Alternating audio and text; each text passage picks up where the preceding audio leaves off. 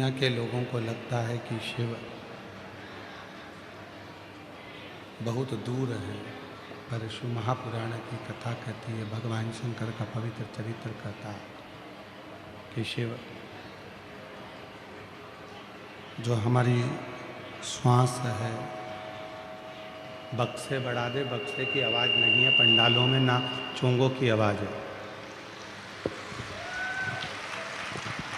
शिव हमारी श्वासों में शंकर, हमारी धड़कनों में शंकर, हमारी रोमावली में, प्रत्येक जीव के अंतर्गत हर पल हर घड़ी शिव समाहित है। और उन शिव को जानने के लिए बहुत दूर जाने की जरूरत नहीं पड़ती है। शिव महा पहचानना बहुत कठिनता में नहीं,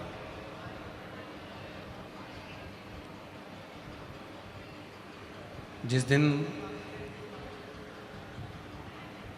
हमारे भीतर की अंतरात्मा को हम लोग पहचान गए, जिस दिन हम अपने भीतर की अंतरात्मा को जान गए, बस उसी दिन ये जान ले कि हमने शिव को, हमने शंकर को पहचान लिया, हमने शिव को जान लिया, तो घरदानी को जान लिया, शंकर भगवान को जान लिया।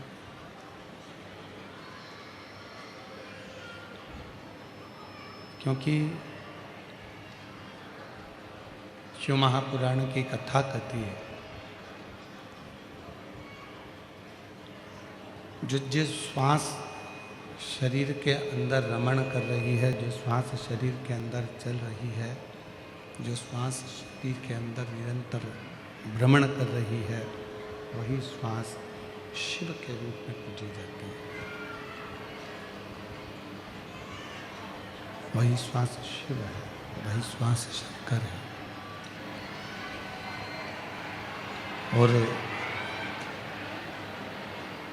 उसी श्वास का स्मरण हमें रखना है। वही श्वास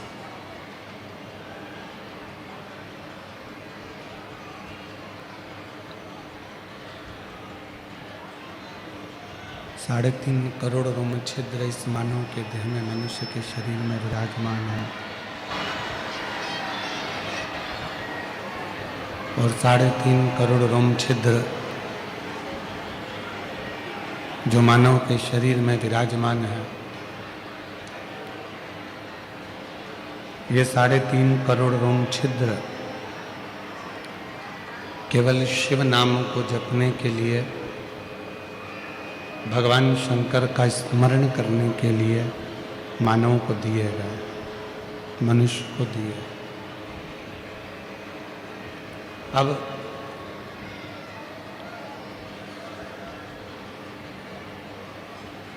उन 3.5 करोड़ रोम छिद्र में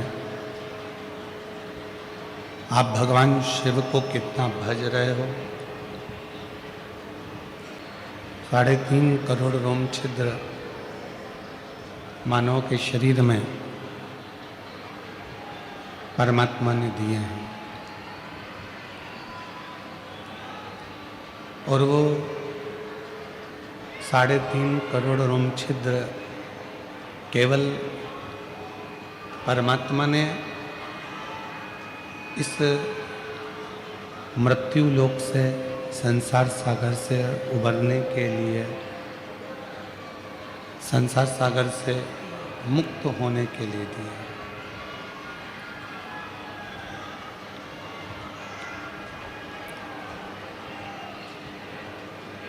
आप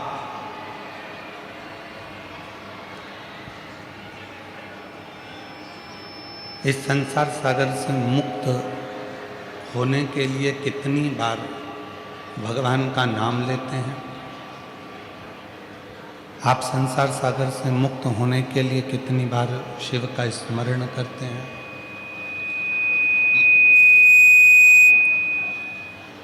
आप संसार सागर से मुक्त होने के लिए कितनी बार शिव नाम का जप करते हैं? ये आपके ऊपर निर्भर करता है।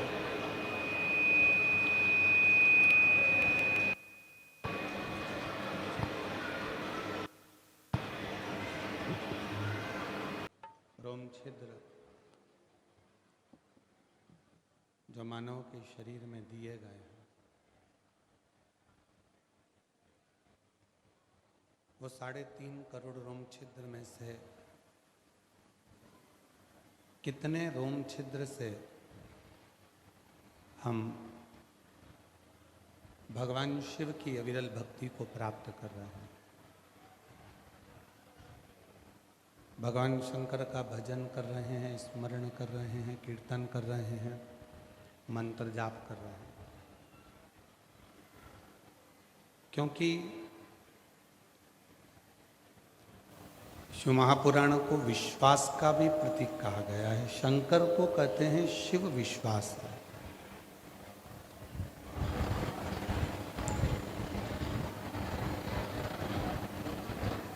अर्थात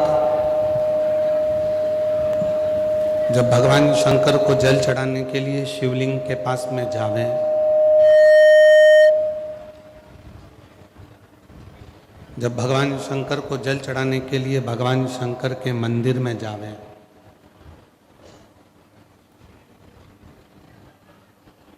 तो हमारा पूर्ण भरोसा, पूर्ण विश्वास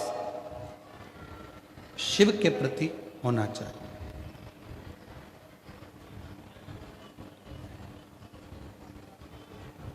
एक शिव महापुराण में बड़ा सुंदर सा एक चरित्र आता है, लंकापति रावण और विभीषण का।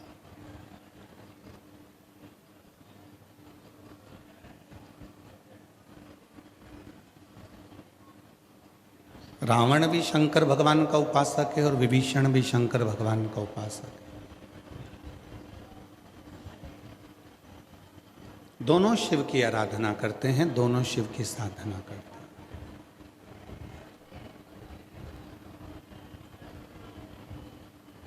रावण भी भगवान शिव की भक्ति कर रहा है और विभीषण भी भगवान शिव की भक्ति कर रहा है।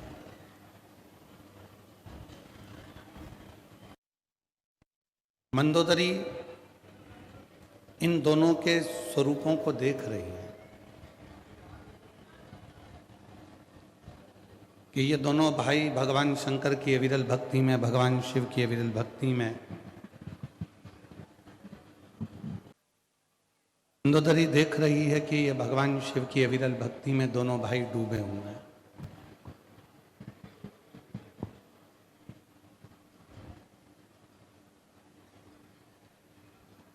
और दोनों के चेहरे पर प्रबल तेज है, क्योंकि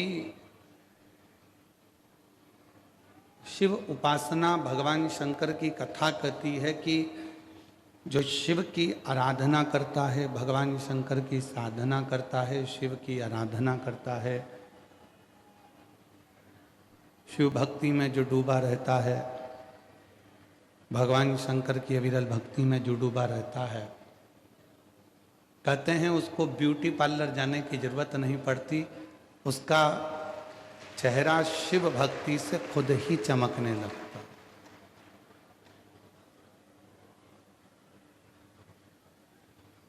आप भगवान शंकर की जितनी जितनी आराधना करेंगे, जितनी जितनी साधना करेंगे, जितना भजन करेंगे, जितना कीर्तन करेंगे, जितना मंत्र जाप करेंगे, उतना उतना तेज आपके स्वरूप में बढ़ता चलेगा।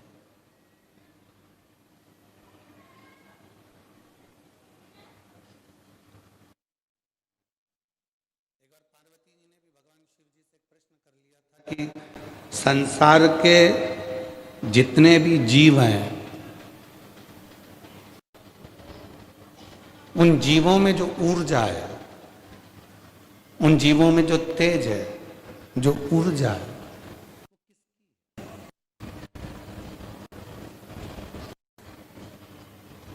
तब भगवान देवादिदेव महादेव के मुख से निकल गया था कि हे पार्वती, संसार के लोगों में जितनी ऊर्जा है, संसार के लोगों में जितनी तेज है, वो सब शिव की भक्ति का ही एक प्रताप फल है।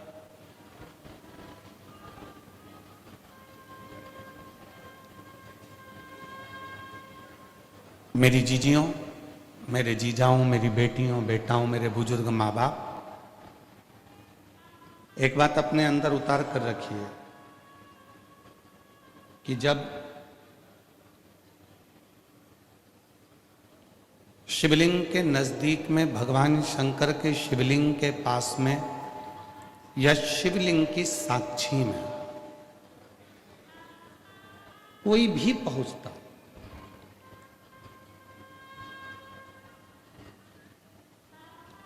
शिवलिंग की साक्षी में कोई पहुंचा, शिवलिंग के पास में कोई पहुंचा, शंकर भगवान के सम्मुख में कोई पहुंचा, कोई भी, चाहे पशु हो, पक्षी हो, जीव हो, जलचर हो, थलचर हो, वायुचर हो, जानवर हो, चाहे मनुष्य, कोई भी पहुंचा,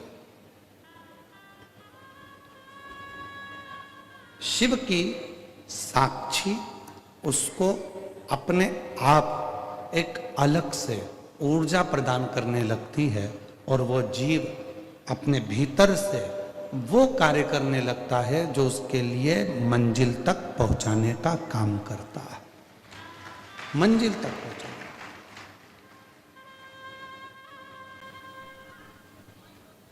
तो मंदोदरी रावण को भी देख रही है और मंदोदरी विभीषण को भी देख,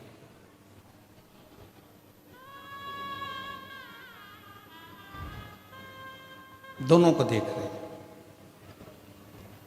और दोनों को देखने का कारण केवल इतना है कि दोनों शिव जी की आराधना कर रहे हैं, दोनों शिव जी की साधना कर रहे हैं, शंकर भगवान की अविरल भक्ति में दोनों डूबे हुए।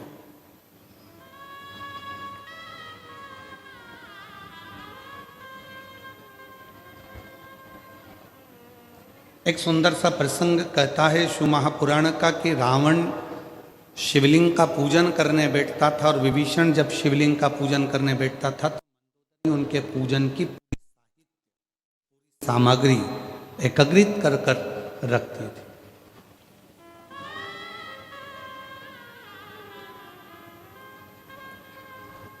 यहां का तो नहीं मालूम हमको, बड़ौदा का, गुजरात का, यहाँ का तो स्मरण हम नहीं ध्यान देते कि यहाँ क्या चलता है, कैसे होता है। पर हमारे मध्य प्रदेश में, मालवा में, अगर हमारे घर में शिवरात्रि के दिन या शिवरात्रि के एक दिन पहले बहुत सारी बेलपत्र आ जाती है तो हम, हमारे घर की हमारी माताजी, धर्मपत्नी या परिवार के सदस्य, ज़्यादा बेलपत्र आ गई तो थोड़ी थोड़ी बेलपत्र अपने अड़ोसी पड़ोसी मोहल्ले में दे देते हैं। अब यहाँ का नहीं मालूम हमको कि तुम्हारे बड़ौदा में, गुजरात में ऐसा होता है कि नहीं होता। थोड़ी थोड़ी बेलपत्र, 4-5 इधर दे दी, 4-5 उधर दे दी, 4-5 उधर दे दी, ऐसी 4-6 जगह पर उस बेलपत्र को प्रदान कर देते हैं, उस बेलपत्र को दे देते हैं कि ये 4-6 जगह बेलपत्र हमने दे दी।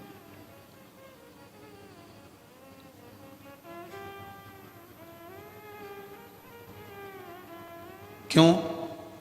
शिव महापुराण की कथा कहती है कि हम जो पूजन कर रहे हैं, हम जो बेलपत्र समर्पित कर रहे हैं, हम जो बेलपत्र दे रहे हैं, हम तो भगवान शंकर को थोड़ी बेलपत्र जो हमारे नज़दीक में है, हमारे पास में है, वो तो हम शिव जी को समर्पित कर रहे हैं।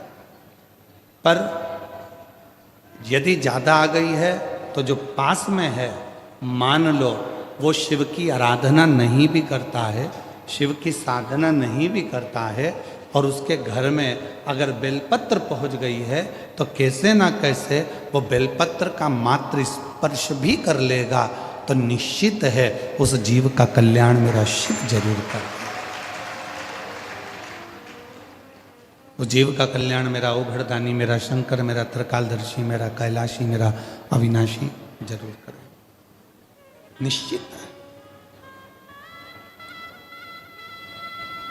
शिव पुराण कह रही है, माँ मंदोदरी लंकापति रावण के लिए भी साहित्य रख रही है और वो मंदोदरी विभीषण के लिए भी साहित्य रख रही है। अब कई कई माताओं के मन में एक भाव उत्पन्न हो जाता है, क्या तुम्हारे पूजन की तैयारी मैं करूं? तो तुम्हारे पूजन करने से कौन सा फायदा है? जब तुम्हारे पूजन की तैयारी मैं कर रही हूं, पूजन का साहित्य मैं रख रही हूं, पूजन का साज मैं सजा रही हूं, पूजन का सारा सामान मैं लाकर रख रही हूं, तो फिर मतलब ही क्या पूजन करने से?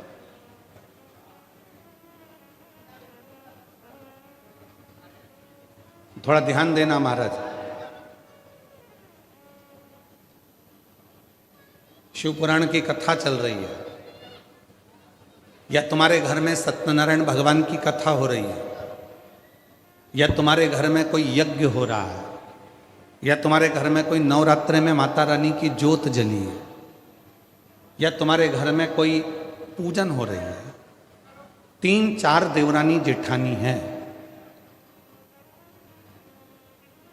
4-5 बहनें हैं, 4-5 देवरानी जेठानी हैं, और कोई एक जेठानी या देवरानी भगवान के पूजन का पूरा काम कर रही है, भगवान के पूजन की पूरी साज सजा रही है, भगवान के पूजन का पूरा सामान रख रही है, भगवान के पूजन का पूरा काम कर रही है। चली जाती है, फैलाना मुझे फैला उठाना पड़ता, काम मुझे करना पड़ता, ये कभी मन में मत लाओ, बल्कि भगवान को धन्यवाद दो कि इतनी देवरानी जेठानी में तूने अपनी सेवा के लिए मुझे चुनकर रखा है। ये तेरी उदारता, ये तेरी कृपा, ये तेरी दया।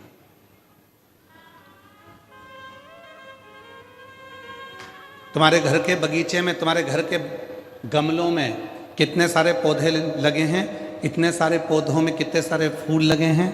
ईमानदारी से बोलना, तुम अगर फूल तोड़ती भी हो, फूल तुम चुनती भी हो, भगवान के लिए चुनो चाहे अपने लिए चुनो, अगर तुम फूल तोड़ती हो तो पूरे बगीचे का सबसे सुंदर जो फूल होता है, गुलाब का फूल खिला हुआ, कमल का फूल खिला हुआ, जो भगवान को देने के लिए या अपने लिए जो फूल तुम चुन रही हो, वो बगीचे का सबसे सुंदर फूल जो होता है, उसको तुम चुनती हो, उसको तुम चुनकर रखती हो, उसको तुम तोड़ती हो। उसी तरह पूरे परिवार में 4-5 देवरानी जेठानी ननंद ये वो, पूरे परिवार में इतने सारे लोग हैं, पर भगवान शंकर यदि तुम्हें शिव महापुराण की कथा में लेकर गए हैं, या भगवान के मंदिर तुम जा रही हो, या भगवान की सेवा तुम कर रही हो, या आराधना साधना तुम कर रही हो, तो समझ लेना कि परमात्मा ने भी पूरे घर के बगीचे में से जो सबसे सुंदर फूल था, वो तुम्हें अपने करीब में लेकर आए हैं,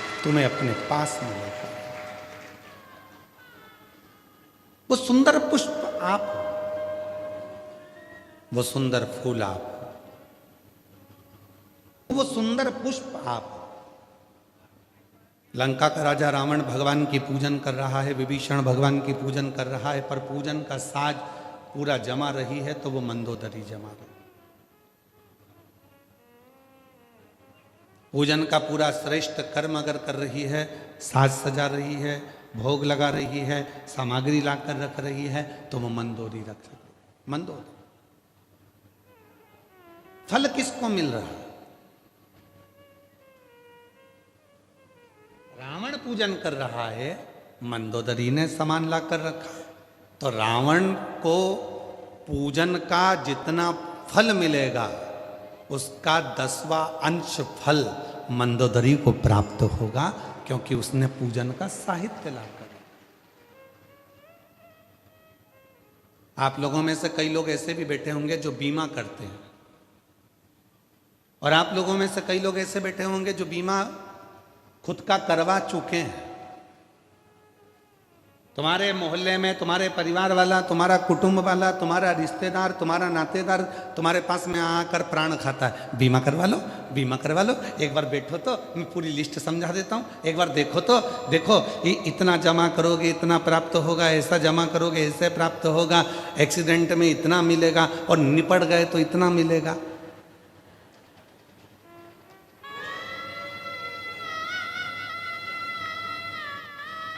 दुनिया में, और निपट गए तो इतना मिलेगा।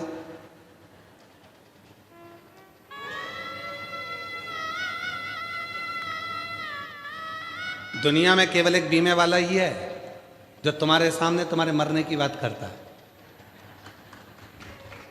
और पत्नी बड़े प्रेम से पल्लू ले लुआ के सुनती है मरने की बात, बहुत ध्यान से, इतने प्रेम से सुनती है, इतने प्रेम से।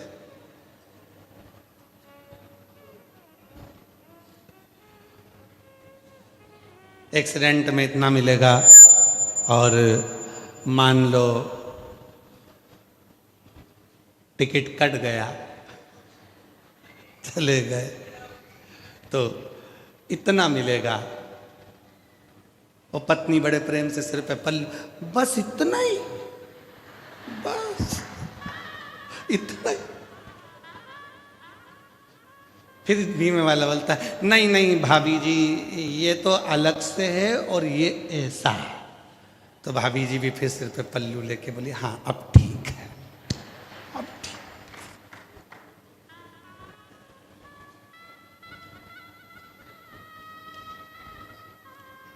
अच्छा, बीमा करने वाला तुम्हारे पास आया, बार बार फोन लगा रहा, बीमा कराओ बीमा कराओ बीमा कराओ बीमा कराओ।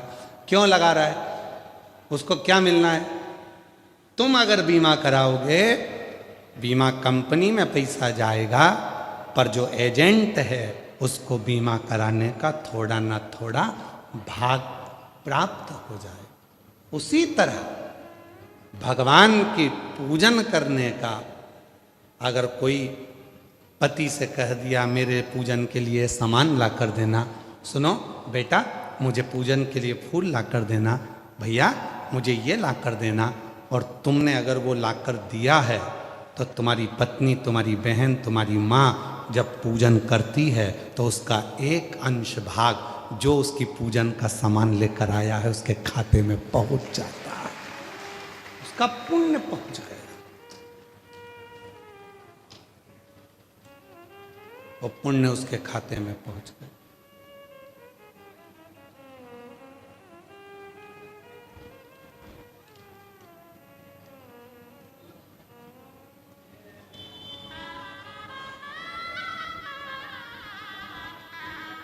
प्राप्त हो गए।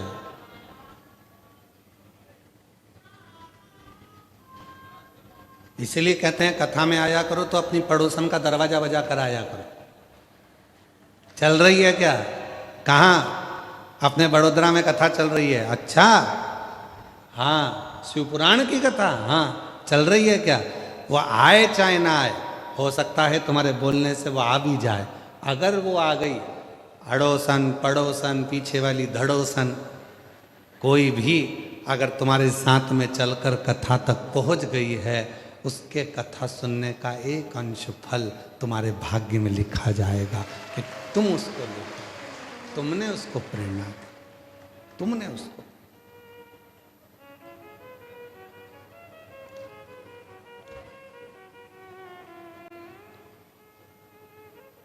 एक विश्वास अपने भीतर जागृत करिए, और जब विश्वास जागृत हो जाएगा, जब भरोसा जागृत हो जाएगा, तब परमात्मा को मिलने में देरी नहीं लगेगी। भगवान तुरंत प्राप्त हो जाए। मंदोदरी ने सामान लगाया, पूजन का साहित्य रखा, पूजन की सामग्री रखी, और रावण और विभीषण पूजन कर रहे।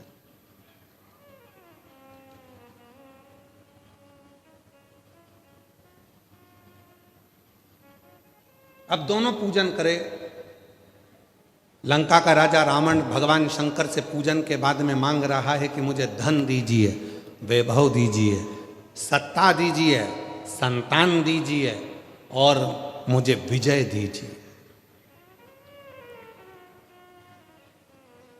और विभीषण शिव जी की पूजन कर कर मांग रहे हैं, मुझे श्री हरि का दर्शन दीजिए और श्री हरि का साथ दीजिए और उनके चरणों की सेवा दीजिए।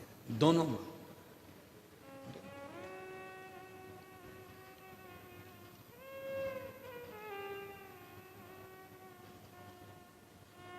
और दोनों में अंतर है।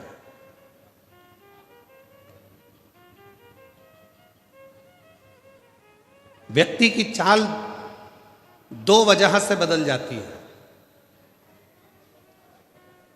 व्यक्ति की चाल बदलती है दो वजह से, एक बदलती है धन से और दूसरी बदलती है धर्म से। धन से व्यक्ति की चाल बदलती है तो वो अहंकार में फूल कर चलता है, किसी को नहीं गिनता है, किसी को नहीं जानता है।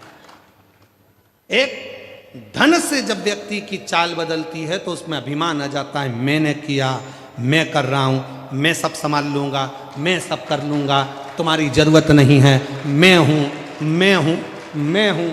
और फिर एक दिन ऐसा आता है कि वो मैं करने वाला दक्ष प्रजापति का भी सिर कटकर बकरे का मुंह लग जाता है। मैं नहीं,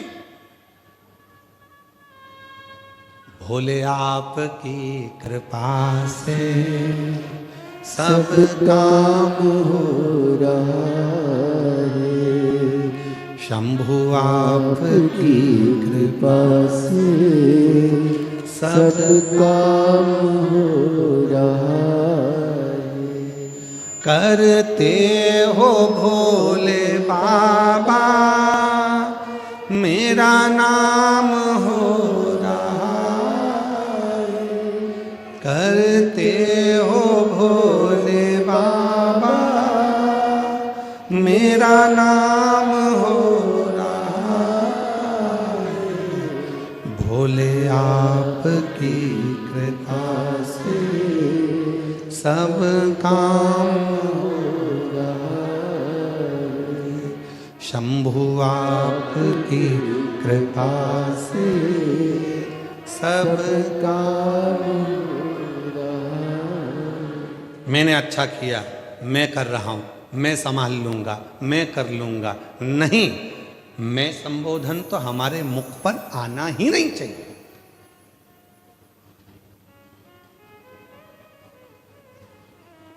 हमने कई बार व्यासपीठ के माध्यम से एक बात कही, तुम्हारे बेटे की शादी नहीं हो रही, तुम्हारी बेटी की शादी नहीं हो रही, तुम्हारे संतान का सुख नहीं हो रहा, तुम्हारे घर में वैभव नहीं आ रहा। क्यों नहीं आ रहा? क्योंकि तुमने घर को अपना समझ रखा।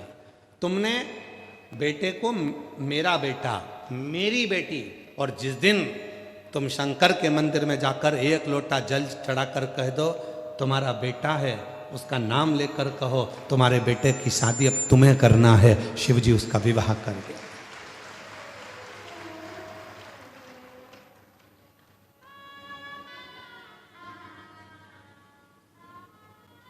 और थोड़ा नहीं बहुता में करेंगे, अच्छा करेंगे, थोड़ा बहुत नहीं करते, बहुता।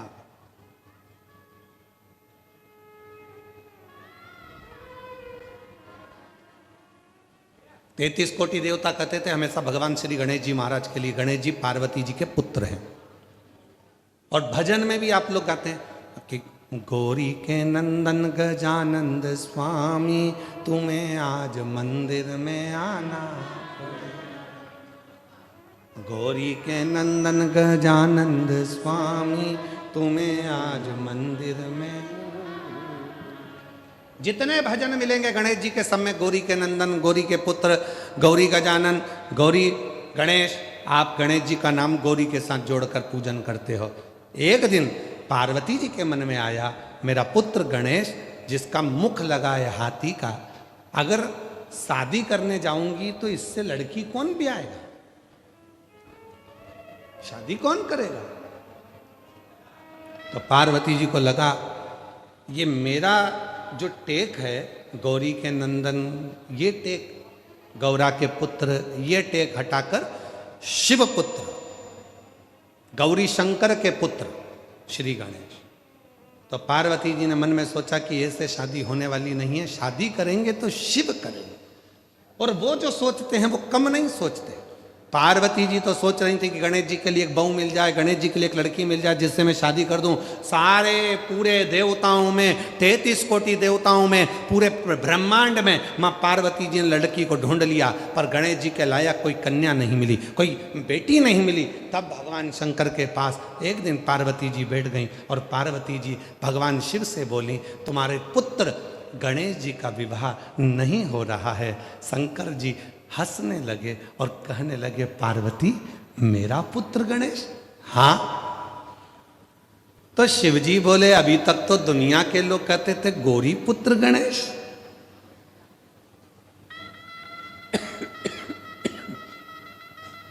अभी तक दुनिया के लोग कहते थे गौरी पुत्र गणेश। पार्वती जी कहती हैं नहीं प्रभु, वो तो दुनिया भ्रम में डालती है। शिव पुत्र गणेश, मेरा पुत्र तो मर चुका था, उसको वापिस शीश लगाया आपने, तो पुत्र किसका हुआ? आपका। इसलिए आपके पुत्र की शादी नहीं हो रही। शंकर भगवान ने कहा मेरे पुत्र की शादी नहीं हो रही है, ये हो सकता है? शंकर भगवान ने डमरू बजाया, जैसे डमरू बजाया देव ऋषि नारद आए। नारद जी से कहा मेरे पुत्र के लिए लड़की देख कर आओ, उसकी शादी करना है। देव ऋषि नारद ने कहा इतनी सी बात, अब भी जाता हूं। तुमरुका जी को कहा नारद जी ने कि जाओ आप भी शंकर भगवान के पुत्र के लिए लड़की देखने जाओ। तुमरुका जी गए, नारद जी गए और प्रजापति विश्वरूप जी के यहाँ पहुंच गए। जिन प्रजापति विश्वरूप जी की एक बेटी नहीं 2 बेटी थी, जुड़वा हुई थी, दोनों आनंदित थी, दोनों सुंदर थी, रिद्धि सिद्धि दोनों को देखा। तो प्रजापति विश्वरूप जी से कहा क्या आप अपनी बेटी की शादी करना चाहते हो? हाँ, पर लड़का ऐसा होना चाहिए क्योंकि मेरी बेटी को भोजन बनाने का शौक बहुत है। तो लड़के की नाक ऐसी हो कि इतनी लंबी नाक हो कि सूंघते से ही अंदर आ जाए। तो इतने में तुमरुका जी ने कहा नाक की तो पूछो ही मत, नाक वाला ही छोरा है। अच्छा, दूसरे बोले कि मेरी बेटी सिद्धि इतना धीमा बोलती है, कान ऐसे होना चाहिए बड़े बड़े कि सुनते से ही दामाद समझ ले मेरी बेटी की बात। तो कहा कान की भी मत पूछो, पक्का सूपड़ा है, कान की भी जाने। फिर कहा दामाद ऐसा होना चाहिए एक बार बैठ जाए तो उठने में लगे कि मेरा दामाद बैठा है। तो क्या बिल्कुल ऐसा ही है।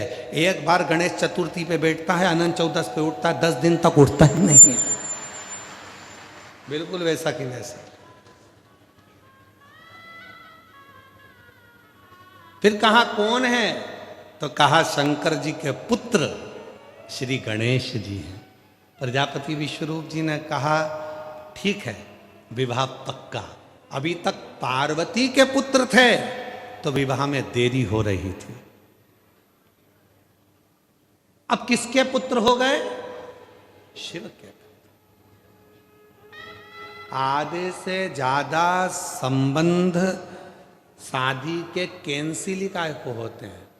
बोलो बोलो, ईमानदारी की बात बोलना। तुम सबसे पूछ रहे हैं, बड़ौदा वालों बिल्कुल सही बोल देना।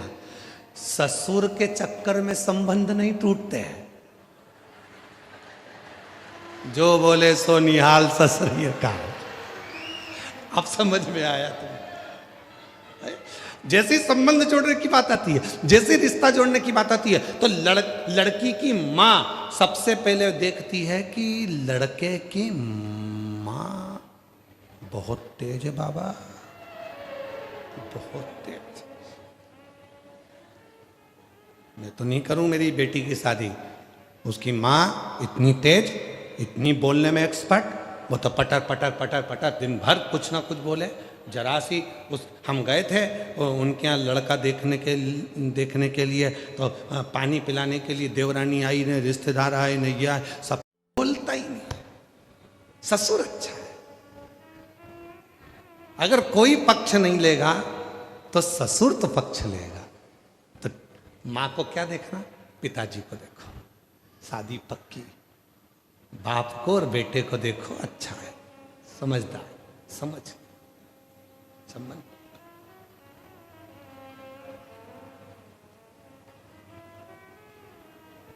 किसके पुत्र हैं गणेश जी महाराज? तो कहा शिव पुत्र गणेश का विवाह हो रहा।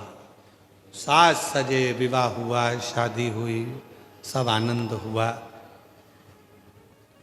रिद्धि सिद्धि शादी कर कर घर आ गई। शिव जी ने पार्वती जी को बुलाया, कहा तुम्हारे घर में बहुएं आ गई हैं 2-2, अब तुम्हारी जवाबदारी ज्यादा बढ़ गई है। पार्वती जी ने पूछा क्या पहले मेरी जवाबदारी नहीं बढ़ी थी? नहीं, अब ज्यादा बढ़ गई। क्या जवाबदारी बढ़ गई है? शंकर भगवान ने कहा पार्वती जी तुम्हारी 2-2 बहुएं आ गई, अब तुम्हारी जवाबदारी ज्यादा बढ़ गई है। दोनों बहुओं को रसोई घर सौंप दो, और पार्वती तुम्हारी जवाबदारी ये बढ़ गई कि अब तुम मेरी सेवा दिल से करो, अब तुम्हें नहीं देखना।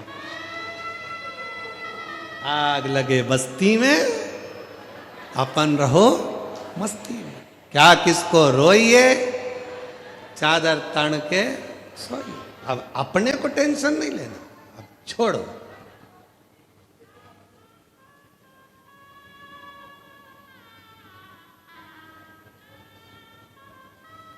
कथा कर रही है और लंकापति रावण और विभीषण का चरित्र कह रहा है।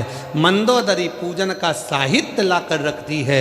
लंकापति रावण और विभीषण दोनों शिव की आराधना करते हैं। एक धन मांग रहा है, वैभव मांग रहा है, सत्ता मांग रहा है, कुर्सी मांग रहा है, पद मांग रहा है, प्रतिष्ठा मांग रहा है।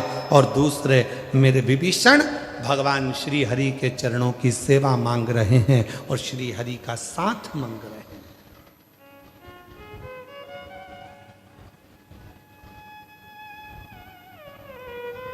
व्यक्ति की चाल बदल जाती है। दो वजह, एक धन, दूसरा धर्म। धन से चाल बदलती है। जैसे जैसे धन आता है, वैभव आता है, सत्ता आती है, कुर्सी आती है, पद आता है, प्रतिष्ठा आती है, वैसे उसकी चाल बदलने लगती है। वो अहंकार में फूलने लगता है, अभिमान में फूलने लगता है, अहम में फूलने लगता है और अहंकार उसको झुकने नहीं देता। और दूसरे नंबर पर है धर्म। धर्म में अगर कोई व्यक्ति जुड़ गया, सत्संग में अगर कोई व्यक्ति जुड़ गया, परमात्मा की अविरल भक्ति में अगर कोई व्यक्ति जुड़ गया, तो फिर उसकी चाल बदलेगी। कितना भी वो करोड़पति क्यों ना हो, वो नर्म होकर रहना प्रारंभ कर देता है। नर्म होकर, उसकी नम्रता मूल हो जाती है। उसके भीतर की नम्रता मूल।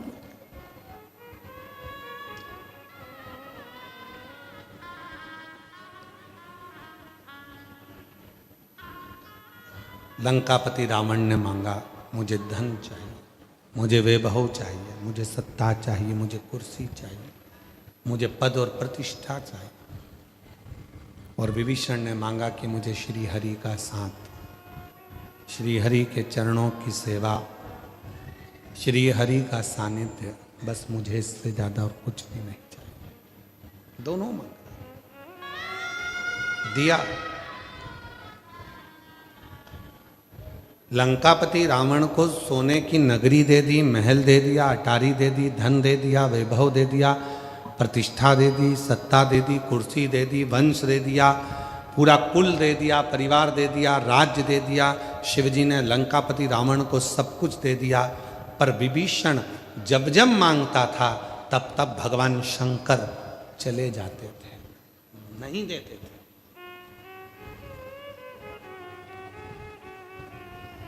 चले जाते थे।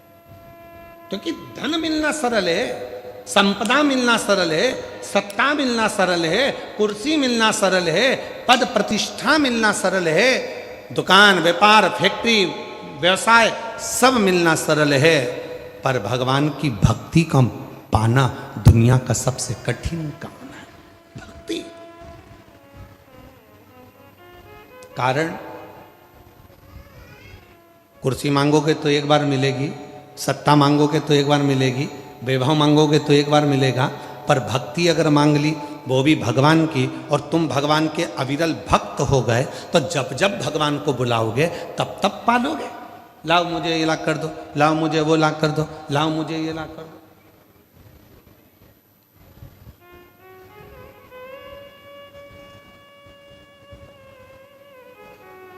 होता है, कभी कभी ऐसा भी होता है।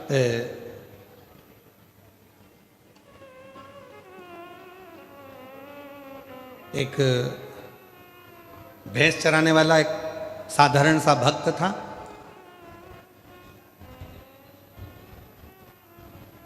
और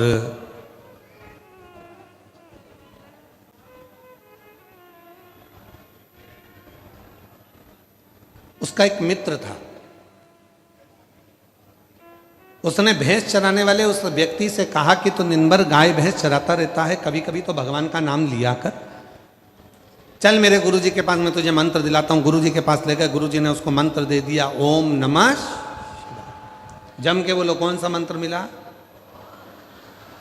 और जम के बोलो ओम नमः शिवाय। मंत्र मिल गया ओम नमः शिवाय। गुरुजी ने कहा इस मंत्र को याद कर लेना, ठीक 1 महीने बाद आऊंगा और इस मंत्र को पूछूंगा, अगर मंत्र भूल गया तो तू सोच ले, काट के फेंक दूंगा तेरे को, अगर तूने मंत्र याद नहीं करा तो सोच। अब गुरु का काम था डराने का, डरा दिया। उसने मंत्र याद किया, ओम नमः शिवाय।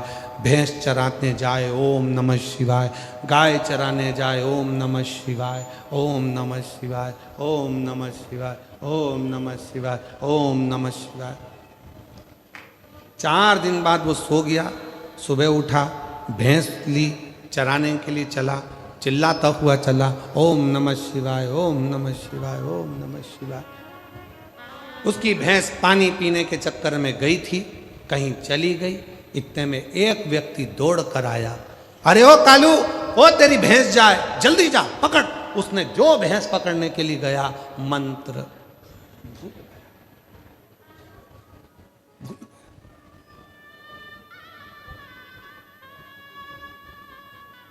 अब जिसने उसकी भैंस बताई थी ना, ये भैंस लेके उसी के पास गया, भैया तू बहुत विद्वान आदमी है, तूने मेरी भैंस का एड्रेस बताया, मुझे मालूम है मैं जिस मंत्र को जप रहा था वो मंत्र तुझे याद होगा, क्या तू बता सकता है कि मैं कौन सा मंत्र जप रहा था?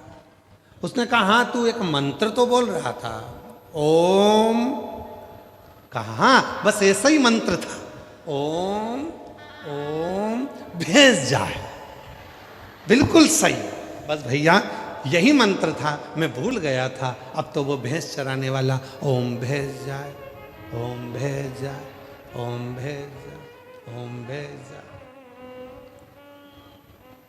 एक दिन शिव जी ने पार्वती जी से पूछा, पार्वती तू मेरे कितने नाम जानती है? पार्वती जी बोली आपके तो सहस्त्र नाम है प्रभु। पार्वती ये जो भैंस चराने वाला जा रहा है ना, इसके पास जाकर पूछ ये किसका नाम ले रहा है। पार्वती जी ने कहा कुछ चिल्ला रहा है, ओम भैंस जाए, ओम भैंस जाए, ओम भैंस जाए। जाके पूछ तो सही। पार्वती जी ने ब्राह्मण की पत्नी का रूप लिया, सिर पे पल्लू लेकर पहुंच गई उस भैंस चराने वाले के पास में, भैया किसका नाम ले रहे हो? उसने सोचा ये तो अपनी पहचान वाली भी नहीं लगती है, बात में लग गए और मंत्र छूट गया तो गुरु जी तो काट के फेंक देगा, इससे बात नहीं करना। उसने इधर मुंह कर लिया, ओम भैंस जाए, ओम भैंस जाए। पार्वती जी उधर पहुंच गई, भैया किसका नाम ले रहे हो? उसने इधर मुंह कर लिया, ओम भैंस जाए, ओम भैंस जाए। पार्वती जी फिर उधर पहुंच गई। पार्वती जी ने फिर पूछा, अरे मुंह से बोल तो सही, किसका नाम ले रहा है? इतने में इसको आ गया गुस्सा, तेरे कसम का ले रहा, जा।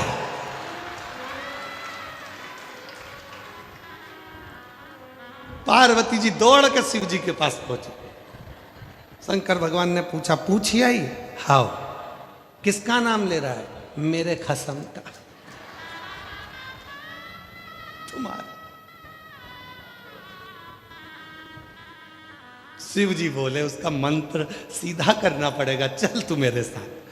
शंकर भगवान पार्वती को लेकर गए और जाकर बोले, बेटा तुम मंत्र गलत पढ़ रहे हो, तुम मंत्र सीधा करो, मंत्र है ओम नमः। उसने कहा वाह प्रभु गजब कर दिया, आप कौन हो? तो कहा शंकर भगवान। शंकर भगवान?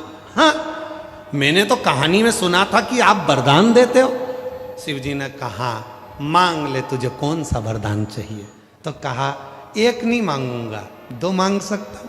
शंकर भगवान ने कहा 2 मांग ले।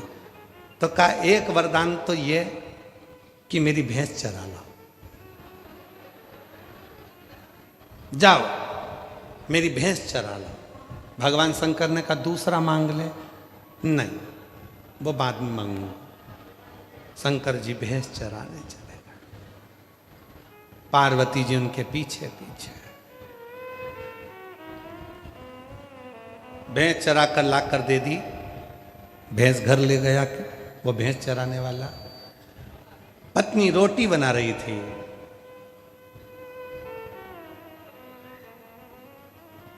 कुएं से पानी भर कर ला रही थी। इतने में पति उठा, कहाँ जा रही है? पानी भरने। तो तू क्यों जा रही है? इतने में पत्नी बोली, तुम्हारे बाप ने नौकर लगा रखे दो चार। पति बोला, रुक, हर हरा। शंकर भगवान प्रकट हो गए, वर मांग ले। कहा एक नहीं मांगूंगा, दो। वो एक रह गया था ना, उसके चक्कर में फिर दो। एक नहीं मांगूंगा, दो। शिव जी ने कहा दो मांग ले। तो कहा एक तो ये कि मेरी पत्नी बड़ी परेशान हो रही है, तुम कुएं से पानी भर ला। शिव जी बोले दूसरा भी अब भी मांग, तू तो अब भी मांग। कि नहीं, मैं तो बाद में ही मांगूंगा, अभी नहीं मांग। फिर चल।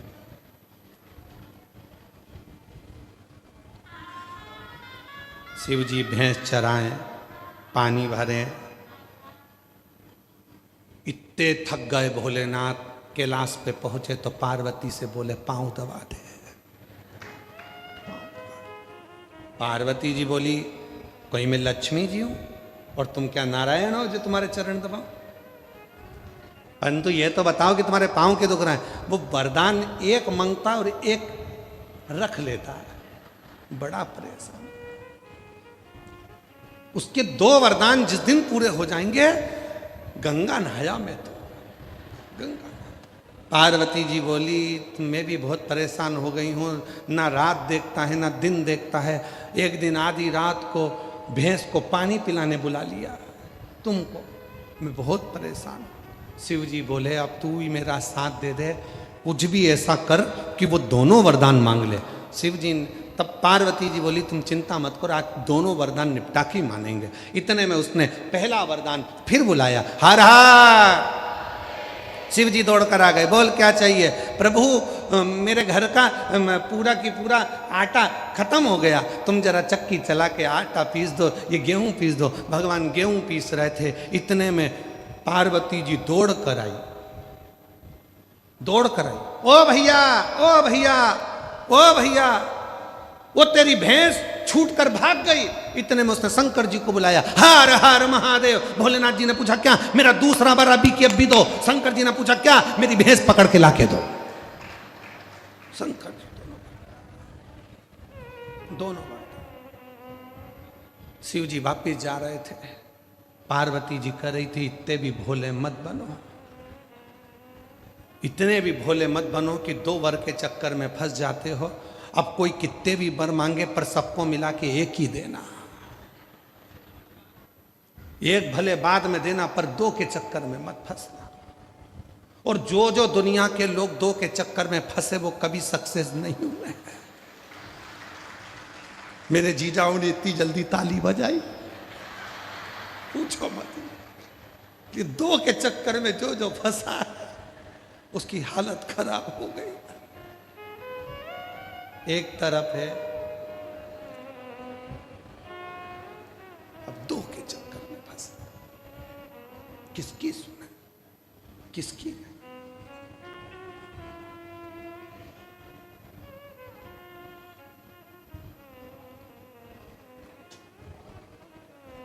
अच्छा, लोगों को लगता भले है कि भगवान कृष्ण की 16,108 रानियां, इतनी सारी रानी भगवान की इतनी रानियां, लोगों को लगता जरूर है, पर 16,108 रानियां नहीं, द्वारकापुरी का संचालन करने वाली वो 16,108 रानियां, अर्थात हमारी इस शरीर रूपी द्वारका को संचालित करने वाली 16,108 शरीर की नाड़ियां हैं जो हमारे शरीर का संचालन करती है। ये दुनिया को लगता है कि लो, मालूम है, सुदामा जी आए थे, तंदूल द्वारकाधीश के पास गए थे, फाके थे, और भगवान द्वारिकानाथ ने कह दिया था, सुदामा, अच्छे कपड़े दिए, पहनाया, और सुदामा से कहा, कल मैं सब भाभियों से, सब बहुओं से तुझे मिलाऊंगा। तू उम्र में बड़ा है, मैं छोटा हूं, जितनी भी हैं सब तेरी बहू हैं, सबको आशीर्वाद देना। ठीक है। सुदामा जी को लगा था कि 2-4 होगी। आज भगवान द्वारकानाथ ने सुदामा को सिंहासन पर बिठा लिया, अपने पास में, रतनजड़ी सिंहासन पर, और सारी रानियों से कह दिया, मेरा मित्र आया है, उम्र में बड़ा है, ब्राह्मण है, चरण छूना, सब आना, आशीर्वाद लेना, उसके बराबर कोई नहीं होगा। सब रानियों ने कह दिया, तुम चिंता मत करो, हम सब आएंगे। लाइन लग गई, बैठ गए सुदामा जी सिंहासन पर बड़े आनंद के साथ, नए नए कपड़े पहनकर। द्वारकाधीश पास में, भगवान द्वारकानाथ ने कहा चालू हो जाओ। एक एक रानी आने लगी, सुदामा जी आशीर्वाद देने लगे, अखंड सौभाग्यवती बहो। आगे बढ़े, फिर का अखंड सौभाग्यवती भव। कितनी बार हुआ? जम के तो बोलो, 2 बार। साथ में तुम भी बोलो, ये वर्धने में अपना क्या जा रहा है? 30 अखंड सौभाग्यवती। जैसे हम बोल रहे हैं वैसे तुम भी बोलो, जरा हाथ उठा के दोनों हाथों से, अखंड सौभाग्यवती, अखंड सौभाग्यवती, अखंड सौभाग्यवती। 5वें भी है, अखंड सौभाग्यवती भव, अखंड सौभाग्यवती भव, अखंड सौभाग्यवती भव। 150 हो गई। सुदामा बोले कितनी है, कितनी है? भगवान बोले अभी तो चालू हुई है, अभी चलने दे। इतने में सुदामा जी बोले, हाँ आन दो, सौभाग्यवती भव। अखंड गायब, सौभाग्यवती भव, निकलने दो, सौभाग्यवती भव, सौभाग्यवती भव, सौभाग्यवती भव, सौभाग्यवती भव। 500-600 हो गई। सुदामा जी बोले अब कितनी बची है? तो कहा चलने दे। तो क्या? भव, भव, भव, भव, भव, भव, भव। 400-500 और निकल गई। सुदामा जी ने पूछा कन्हैया आप कितनी बची? कन्हैया बोले अभी तो बहुत बची है। तो जान दे, हो हो हो हो हो हो हो। और सुदामा जी बोले कन्हैया इधर आ, इधर आ। दादा तू मेरे पाँव पड़ ले, मैं तुझे आशीर्वाद दे देता हूँ, सबको मिल जाएगा, वरना मेरी पत्नी अखंड सौभाग्यवती से वंचित हो जाएगी। तू आशीर्वाद। कन्हैया बोले सुदामा से, सुदामा अभी तो तेरी बहू में 16,108 हैं, फिर इनके बच्चे आएंगे अपने ताऊ जी को प्रणाम करने। सुदामा जी बोले बच्चे कितने हैं? तो कहा एक एक रानी के 11-11। 1,77,186। सुदामा उठ के बोले मेरे कपड़े दे दे, मुझे घर जाने दे, मुझे नहीं रहना है।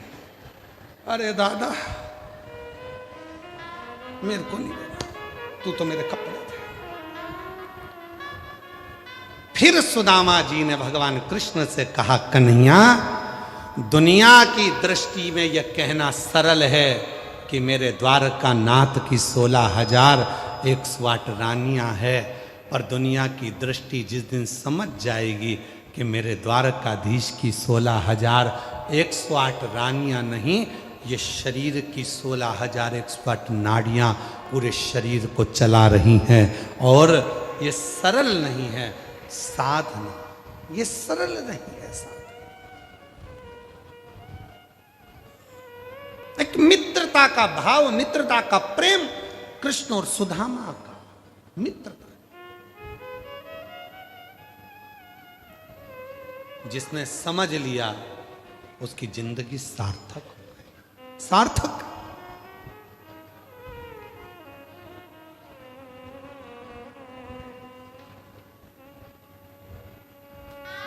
क्या नहीं दिया, क्या नहीं दिया। इसीलिए शायद वो बात आती है ना, जितनी राधा रोई रोई कान्हा के लिए, जितनी राधा रोई रोई कान्हा के लिए, कन्हैया उतना रोया रोया सुदामा के लिए, कन्हैया उतना रोया रोया है सुदामा के लिए। ये प्रेम है, ये वात्सल्यता, ये स्नेह है जो दिया है।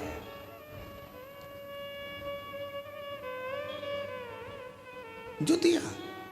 दुनिया कहती है भगवान का इतना बड़ा परिवार, भगवान का इतना बड़ा कुल, भगवान का इतना बड़ा परिवार। जो समझ गया कि मेरे द्वारकानाथ का इतना बड़ा परिवार क्यों है, क्योंकि वो केवल द्वारका का संचालन नहीं कर रहा है, वो शरीर का भी संचालन हमारा कर रहे हैं, संपूर्ण जगत का संचालन कर रहे हैं, उसको समझने वाला चाहिए।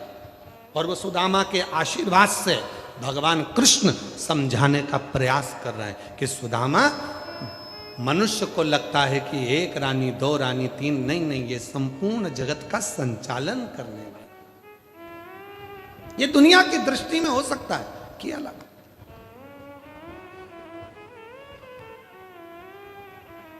लंका के राजा रावण को भगवान ने सब कुछ दे दिया, पर विभीषण को मना करते। जैसे विभीषण का मांगने का समय आता है भगवान भोलेनाथ चले जाते हैं, पर विभीषण ने आज विचार कर लिया कि मैं शिव की आराधना करूंगा, और ऐसी आराधना में विभीषण लग गए कि भगवान शिव को आना पड़ा। शंकर भगवान ने पूछा, विभीषण क्या चाहिए तुझे, बोल, क्या दूं मैं तुझको, क्या प्रदान करूं तुझको, बोल।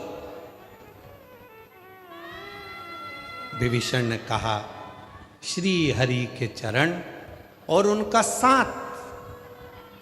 अब जो भगवान शंकर बोल रहे हैं वो ध्यान से सुनना, पूरे बड़ौदा वाले और पूरी दुनिया वाले। शिव जी ने कहा, विभीषण तू कह रहा है कि श्री हरि का साथ चाहिए, श्री हरि की सेवा चाहिए। विभीषण, अभी तक मैंने तुझे नहीं दिया, उसका एक कारण है। अगर तुझे श्री हरि का साथ और उनका सेवा चाहिए तो तेरे परिवार वाले तुझे अपयश देंगे, तेरे परिवार वाले तुझे गाली देंगे, तेरे परिवार वाले तुझे आड़ा टेढ़ा बोलेंगे, तेरे परिवार वाले तुझे गिनेंगे नहीं, हल्का समझेंगे, अपशब्द कहेंगे, ताने देंगे, गालियां दी जाएगी, सारे घर की ओर से तुझे ठोकर मार दी जाएगी, तब जाकर कहीं तुझे श्री हरि का साथ मिलेगा।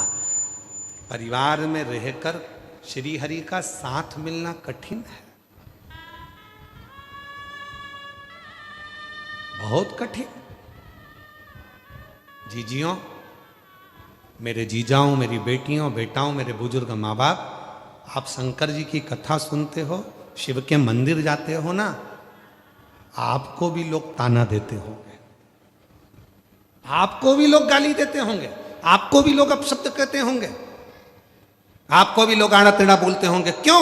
क्योंकि जो भगवान के करीब में, जिसको भगवान अपने करीब में बुलाता जाता है, दुनिया के लोग उसको और ताना देकर, अपशब्द कहकर, गालियां देकर उसको परिवार से दूर कर देते हैं। फिर वो परिवार का नहीं, शिव का हो जाता है, हरि का हो जाता है, राम का हो जाता है, कृष्ण का हो जाता है, परमात्मा का हो जाता है।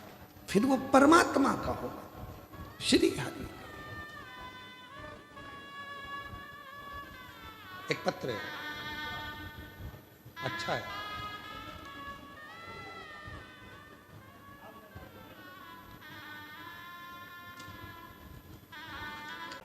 विभीषण, अगर तुझे मैंने श्री हरि का साथ दिया तो समझ लेना कि तेरे ऊपर बहुत बहुत इल्जाम लगेंगे, अपशब्द कहे जाएंगे, तेरा परिवार तुझे आड़ा टेढ़ा कहकर, धक्के मार कर तुझे निकाल देगा, तुझे जाना पड़ेगा।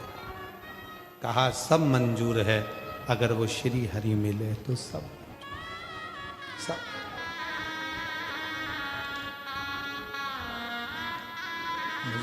मैं तैयार, अगर मुझे श्री हरि मिले।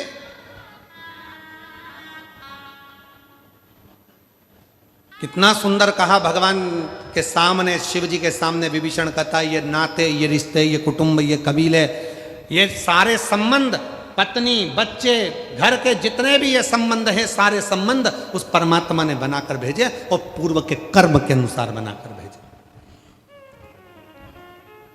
ये हमारे पूर्व के कर्म के अनुसार मिले।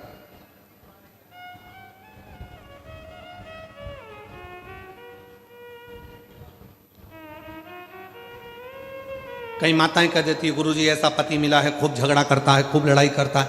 कई पतियों कह देते हैं, हमारी पत्नी ऐसी है ना गुरुजी, इतना झगड़ा करती है, इतना लड़ाई करती है ना, समझ में नहीं आता। हम कहते काय को टेंशन लेना, पूर्व के कर्म के अनुसार पति मिलता है, पूर्व के कर्म के अनुसार पत्नी मिलती है, पूर्व के कर्म के अनुसार माता पिता मिलते हैं, पूर्व के कर्म के अनुसार भाई बहन मिलते हैं, पूर्व के कर्म के अनुसार हमारे जितने रिश्तेदार हैं ये सब प्राप्त होते हैं। तुमने पूर्व में किसी का कुछ पाया होगा तो तुम्हारे भाई बहन नाते रिश्ते तुमसे छुड़ा छुड़ा कर लेकर चले जाएंगे। ये पूर्व का कर्म है, आज का नहीं। इसलिए बार बार कहते हैं मत बुरे कर्म कर बंधु वरना पछताएगा, भगवान की आंखों से तू बच नहीं पाएगा, तू बच नहीं पाएगा। अरे ओ अज्ञानी मत कर नादानी, अरे ओ अज्ञानी मत कर नादानी। बस प्रणाम कर लो, प्रणाम। तेरे कर्म का फल भी तो ही पाएगा। 5 वर्ष के बाद हुआ है, जोरदार ताली बजाकर साधुवाद दो।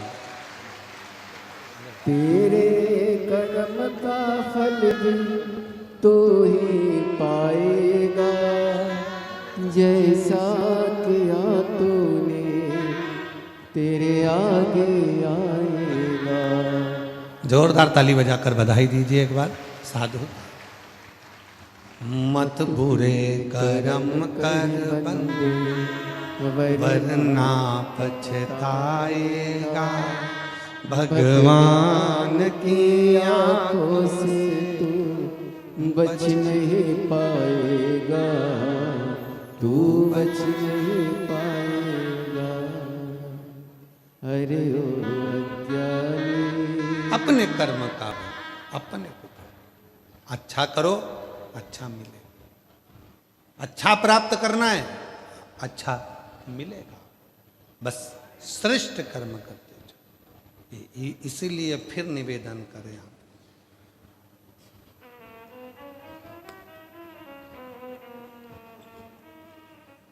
अपनी किस्मत का ताला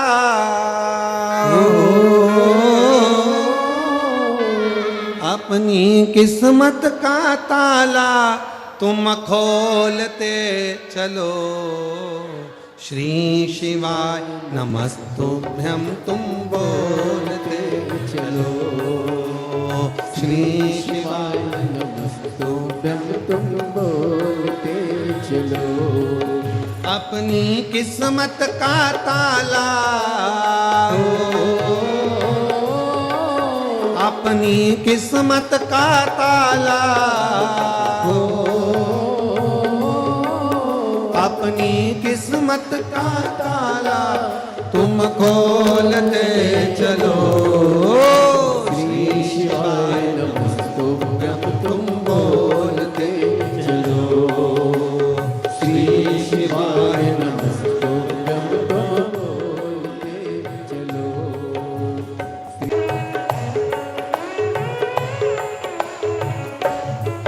समझाना बड़ा मुश्किल है, समझाना बड़ा मुश्किल है, आखिर वो दर्द दिल है, आखिर वो दर्द दिल है।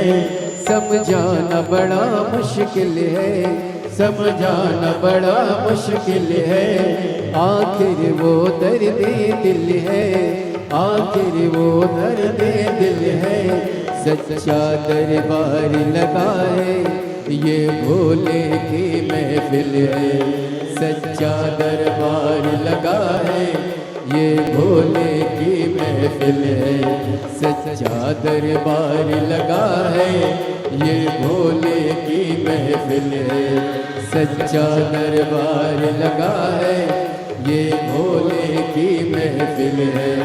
नैनों को भोले बाबा का हो,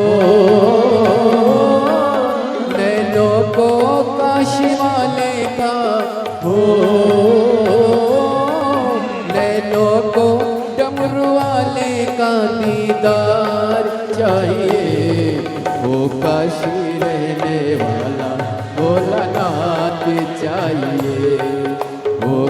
काशी रहने वाला भोलानाथ चाहिए। अपनी किस्मत का ताला हो,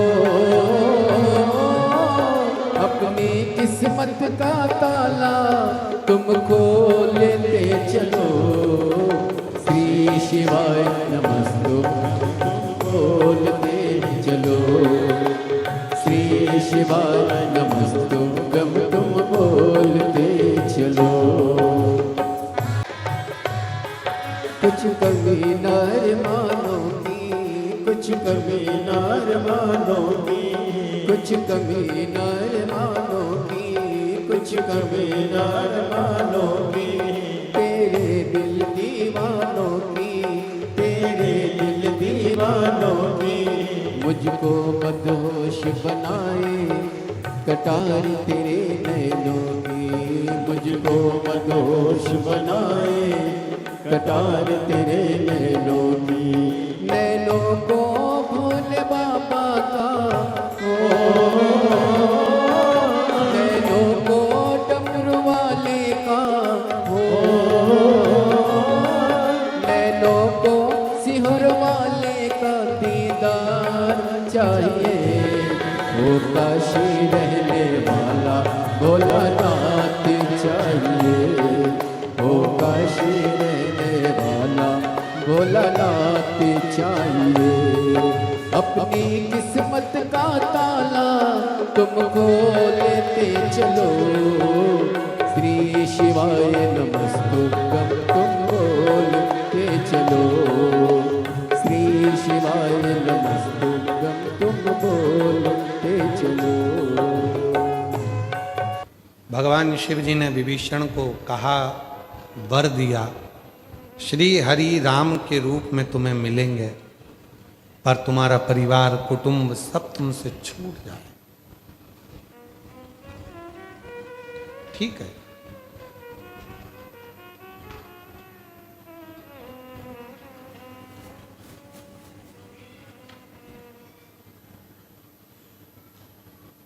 मानव जीवन मिले और उस मानव जीवन में अगर भगवान की भक्ति मिल जाए और उस भक्ति के बल पर दुनिया का सारा सुख प्राप्त हो सकता।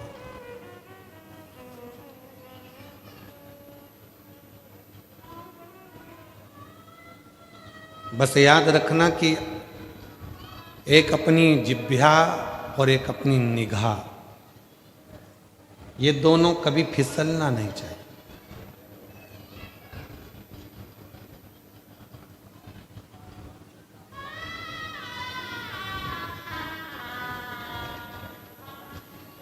कोई आपको गाली दे रहा है, अपशब्द कह रहा है और आपने पलट कर उसको गाली दे दी, अपशब्द कह दिया, तो ये श्रेष्ठ नहीं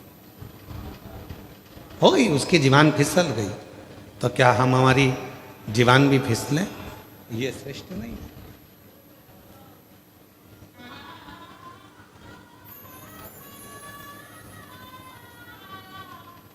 बाथरूम में कोई फिसल गया तो आप उसको देखकर आप भी फिसलोगे क्या? अरे बोलो तो जम के। कोई रोड पे चलते चलते फिसल गया तो क्या उसको देखकर आप फिसलोगे? संभलोगे। ये फिसल गया पर मैं ना फिसलूं, मैं संभल कर चलूं, मैं ना फिसलूं, क्योंकि अगर मैं फिसला तो ये इसको लगी है, मुझे भी लग जाएगी, इसलिए थोड़ा संभल। परिवार में, घर में पत्नी अपशब्द कहती है, ताना देती है, या पति आड़ा टेढ़ा बोलता है, या सास अपशब्द कहती है, ससुर अपशब्द कह देता है, देवर जेठ कोई अपशब्द कह देता है, तो क्या हम उनकी जीवान फिसली तो क्या अपन भी फिसल जाए? उन्होंने अपशब्द कह दिया तो क्या अपन भी अपशब्द कह दे? उन्होंने ताना दे दिया तो क्या अपन भी ताना दे दे? नहीं।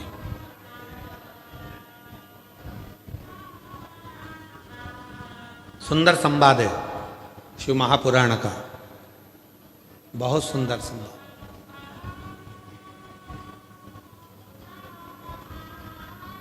दक्ष प्रजापति की पुत्री हैं मां सती। दक्ष कौन? जिनके पास में कोई वैभव की कमी नहीं है, जो सब चीज में दक्ष है, विद्या में, धन में, वैभव में, सत्ता में, कुर्सी में, प्रतिष्ठा में, यश में, सब में वो दक्ष है। अब जब वो संपूर्ण विद्या में दक्ष हैं, संपूर्ण कार्यों में दक्ष हैं, तो उनकी बेटी भी सती भी हर कार्य में दक्ष होगी।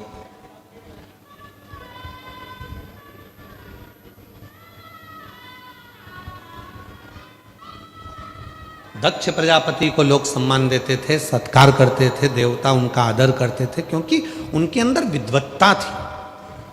तो जब इतने विद्वान दक्ष प्रजापति थे, दक्ष इतने चतुर थे, विद्वान थे, संपूर्ण कार्यों में दक्षता उनके अंतर्गत थी, तो क्या माता सती में वो दक्षता का भाव नहीं हो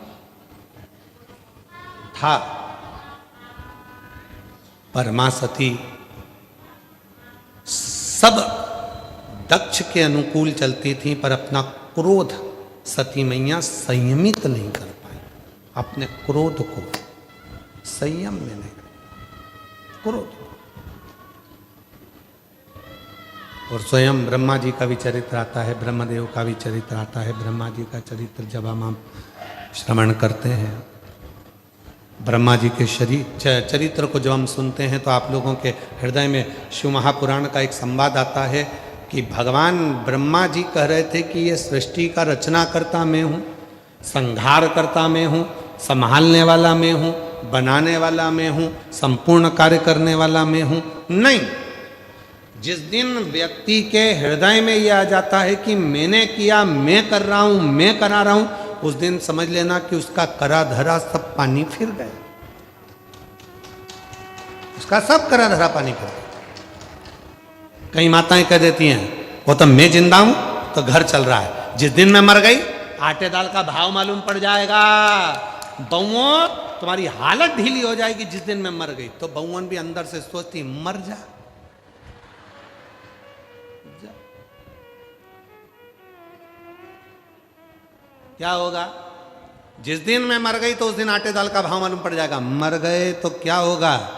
बस इतना होगा, कभी घी घना तो कभी मुट्ठी चना।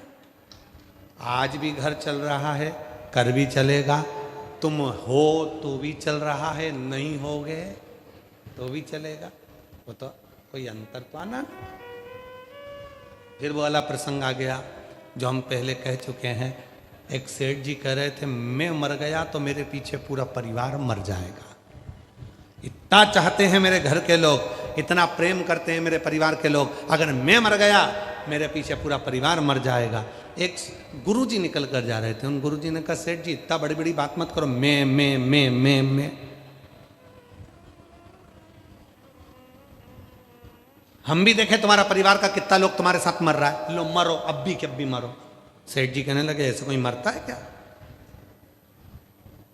गुरुजी बोले तुम तो वैसे ऐसे चक्कर खा के पानी पीते पीते लुढ़क जाओ, मैं सबसे कह दूंगा मर गए, हमें देखना है कौन कितना मरता है।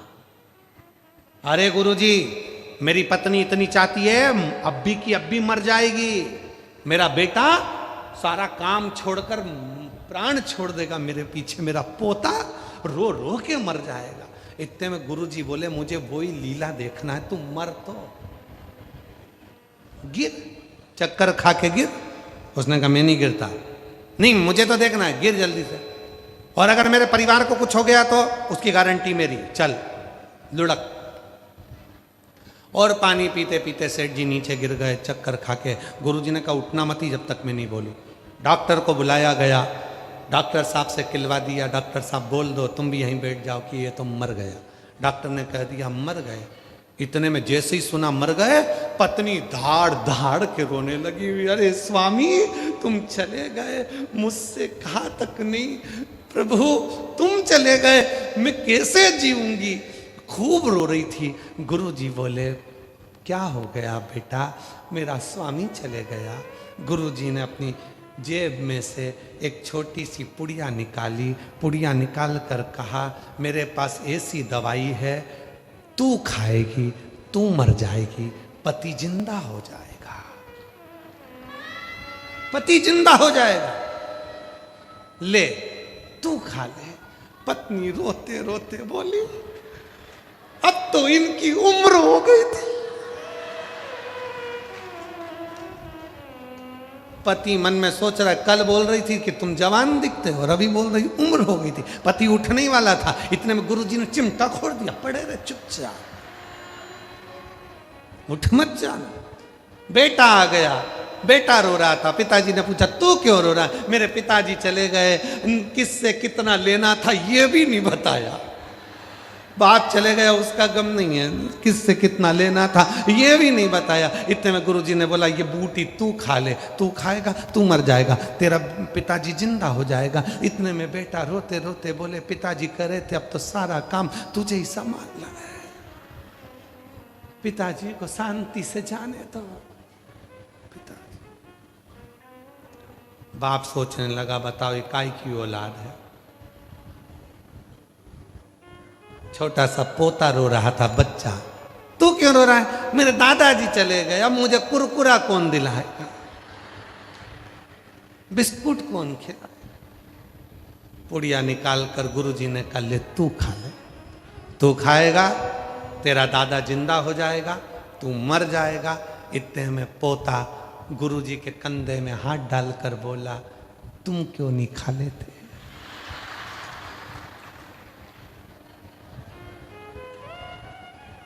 इतने में पत्नी ने भी कहा गुरुजी तुम तो सन्यासी हो, तुम खा जाओ। बेटा बोला गुरुजी तुमने तो घर छोड़ दिया, तुम खा जाओ।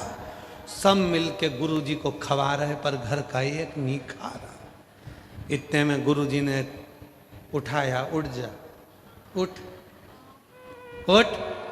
क्या कहता था? मेरा परिवार मेरा परिवार मेरा परिवार। इतने में सेठ जी उठ के बोले काय का परिवार, एक भी चेक पे सिग्नेचर नहीं करूंगा, एक भी चेक पे, काय का परिवार। वावारी दुनिया मतलब की दुनिया में किसी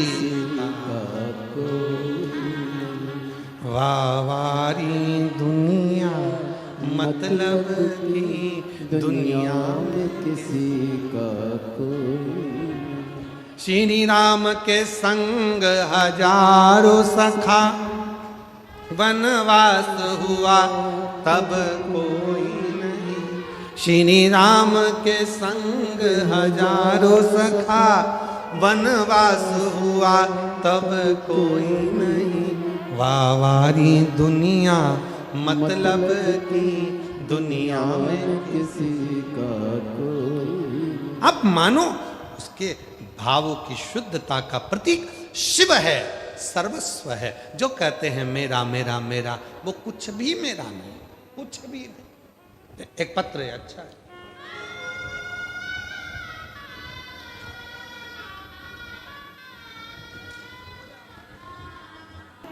भाव से सुन रहे हो। ब्रह्मा जी के मन का भाव था, भेद हो गया, मन में संशय आया। और मन में जब संशय आया तो शिव जी समझाए तो भी ना माने, झूठ बोल दिए ब्रह्मदेव, सिर कट गया। वो कटा हुआ सिर बट वृक्ष बन गए, बट वृक्ष। और शिव जी का नाम उसी बड़ के वृक्ष के नीचे बैठने से वटकेश्वर महादेव, वटकेश्वर।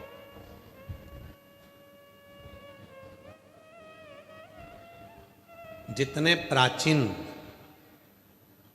बड़ के पेड़ होते हैं, वट वृक्ष, पीपल वृक्ष, बेल वृक्ष, शमी वृक्ष, आंवला वृक्ष, नीम का वृक्ष, जितने पुराने होते हैं ये उतने सिद्ध होते हैं।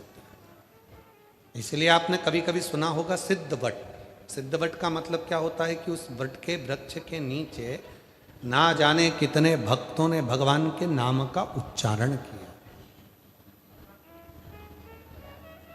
भगवान के नाम का स्मरण किया। क्यों कहते हैं कि तीर्थ में जाइए, धाम में जाइए, वहां बैठकर जब आप भगवान का भजन करते हो तो उसका फल हजारों गुना प्राप्त होता। क्या कारण है?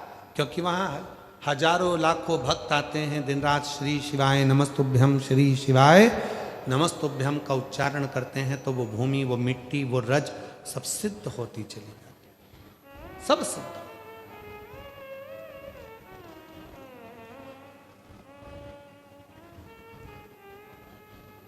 आप सुनो, घर में बैठ के कथा टीवी पर आती है, ऑनलाइन कथा श्रवण करें, मना नहीं।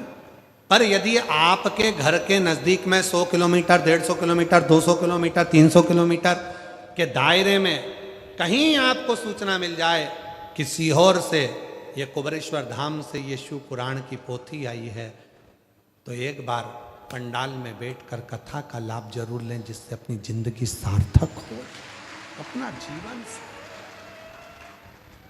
सुने, धारण कर, श्रवण कर।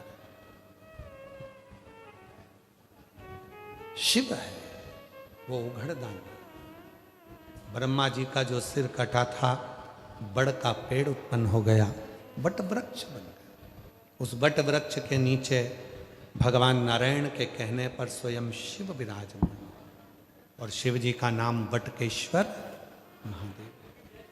शिव महापुराण की कथा कहती है, बड़ के अगर व्यक्ति के जीवन में कितना भी कर्जा हो गया, कितना भी कर्जा हो गया, कर्जा चूके ही नहीं रहा, तो बट वृक्ष के नीचे यदि कोई शंकर का शिवलिंग हो, उस शिवलिंग पर जल चढ़ाना प्रारंभ करिए, बाबा से अपने मन की बात कहना प्रारंभ करिए, हृदय से उस भूमि की मिट्टी को नमन करिए, और वटकेश्वर महादेव का यदि कोई बेलपत्र मिल जाए चढ़ा हुआ, तो वो अपनी जेब में रखना प्रारंभ करें। जेब धीरे धीरे धीरे धीरे कार्य में उन्नति होगी, कार्य चलना प्रारंभ होगा, और व्यक्ति कर्जे से मुक्त होना प्रारंभ होगा। कर्ज यहां तक है, अगर कोई व्यक्ति धन लेकर चले जाता है, पैसा लेकर चले जाता है, कोई पैसा नहीं दे रहा होता है, तो भी बट वृक्ष के नीचे शिव जी का जो स्वरूप है, शिवलिंग है, उसके सामने बैठकर पंचाक्षर मंत्र नमः शिवाय, या षडाक्षर मंत्र ओम नमः शिवाय, या श्री शिवाय नमस्तुभ्यम का एक माला का जप करना चाहिए, और उस व्यक्ति का स्मरण कर कर, जिससे हमें धन लेना है, जल शिव जी को चढ़ाना चाहिए। माला का पूरा उच्चारण होने के बाद मंत्र जाप हो। वो बड़ का जो वृक्ष है, बट की जो टहनियां है, बट वृक्ष जो है, वो अपने आप उसको खींच कर लाएगा और आपका धन जरूर दिलाएगा। खाकर नहीं जा सकता, पैसा ला कर देगा। बट वृक्ष, वटकेश्वर भगवान ब्रह्मा जी को समझाया शिव जी ने, और भगवान ब्रह्मदेव के सम्मुख में, भगवान नारायण के सम्मुख में भगवान शंकर ने अर्धनारीश्वर रूप का दर्शन दिया है। शिव अर्धनारीश्वर के रूप में प्रकट हुए हैं।